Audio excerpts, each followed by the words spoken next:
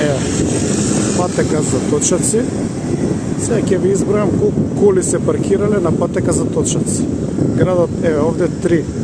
Градот направил патека, ама патеката служи за паркирање на коли. 4. Чекајте да ги избројам.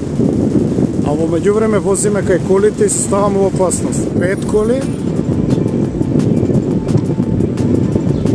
6 со све моторот. Значи не може со селјацима. Градот направил или општината или што ти ја знам кој, меѓутоа се користи за паркирање. Ти мораш да искочиш на улица и на улица може да те акне кола. Еве и пешациве, добро, ајде, окей. Ова разбирливо. И пешациве нема кај да движат.